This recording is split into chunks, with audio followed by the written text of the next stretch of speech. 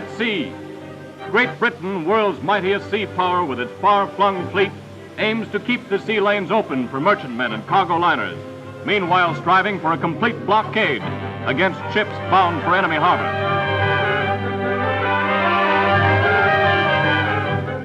In the last World War, mastery of the seas brought ultimate victory. Now Great Britain and France again look to their joint naval strength to destroy Germany's marauding fleet and thus strike a mortal blow to ensure their ultimate success.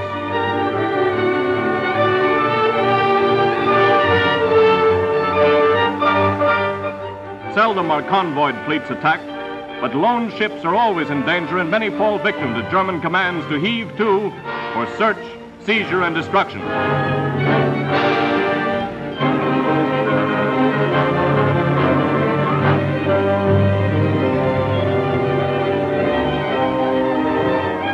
Patrolling somewhere in the seven seas were Germany's three pocket battleships, the Deutschland, the Admiral Scheer, and the newest of the trio, the Admiral Graf Spee, launched in 1934. Their 10,000-ton capacity, their heavier armor, and their long-range gun power aroused the interest of admiralties throughout the world. Just before this war began, the Graf Spee sailed away with a roving commission, equipped for a long stay. Soon the world knew that the Spee was running at will far away from Europe's combat zone, harassing and destroying Allied and neutral shipping in the trade lanes of the South Atlantic.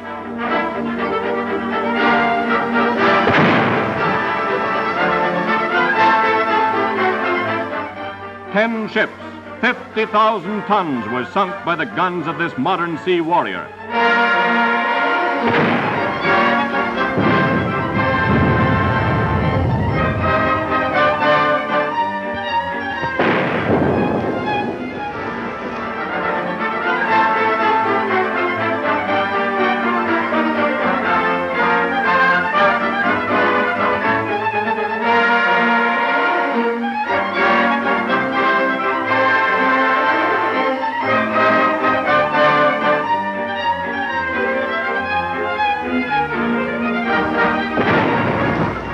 But in mid-December 1939, the long arm of Britain's defenses caught up with the roving raider. Three cruisers engaged this day in battle off the coast of South America.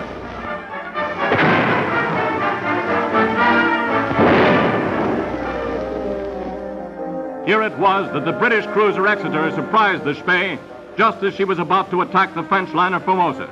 Firing faster, but with shorter range guns, the Exeter kept the Spee fighting until two more English cruisers rushed into the fray, the Ajax and the Achilles. The Spee's guns had done their work on the Exeter, but the Ajax and Achilles took their revenge.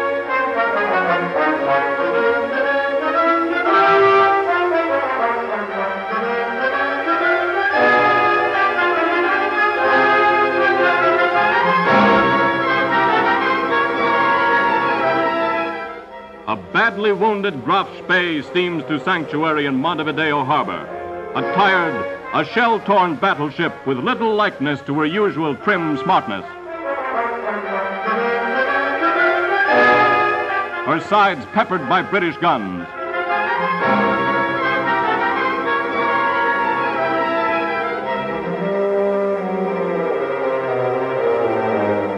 Her control tower blown out of commission.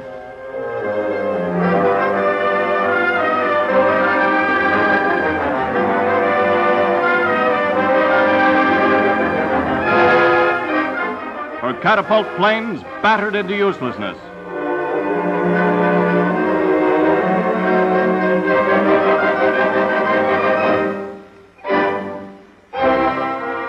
Crowds throng the waterfront, watching, waiting, just as a whole world waits with bated breath for the next scene in this international drama.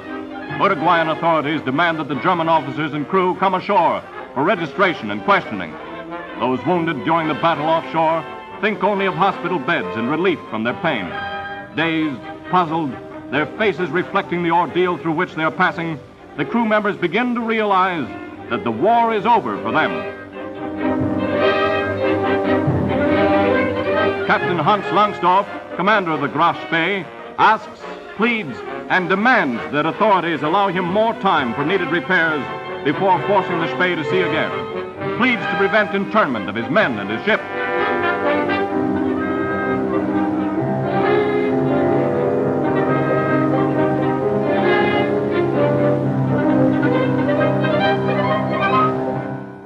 Captain Langsdorr and his officers pose for an historic picture, standing shoulder to shoulder for the last time.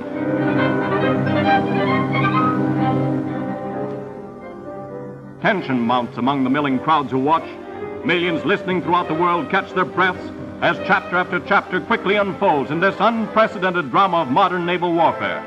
Suspense grows to the breaking point as they see Captain Langsdorff leave shore for his ship, the grim decision already made.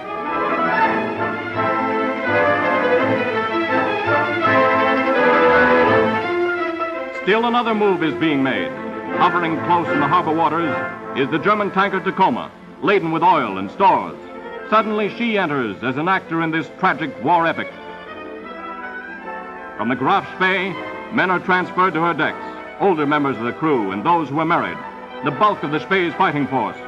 Men who leave behind them only a skeleton crew, ready for whatever lies ahead. The 0 hour arrives.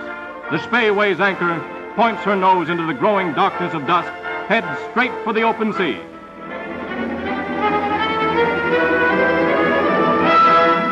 Only a few miles beyond, just outside the territorial waterline, 2 British cruisers are waiting, intent upon preventing the escape of the biggest prize the Allies could hope to capture or destroy.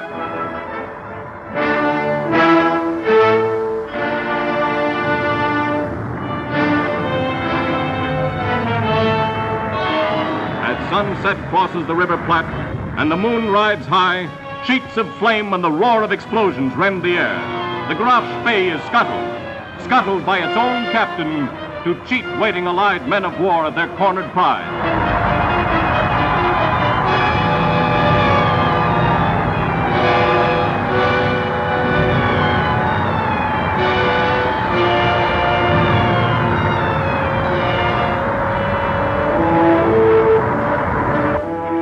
In but a few minutes, the Graf Spee settles in the river's shallow waters as flames burst from exploding time bombs and magazines.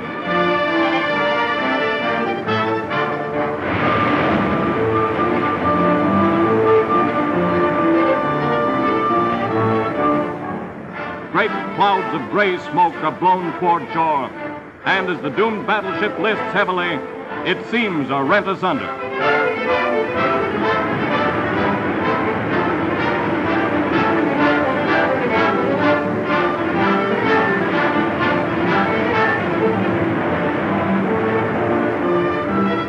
Its mighty armor twisted and torn into a grim caricature of itself, the warship lies helpless, ready fodder for the flames that transform its decks into a crackling inferno. Its hull a reservoir of belching smoke, pouring endlessly to hang as a pall over the Graf Spee, now a shattered, devastated skeleton of its former might.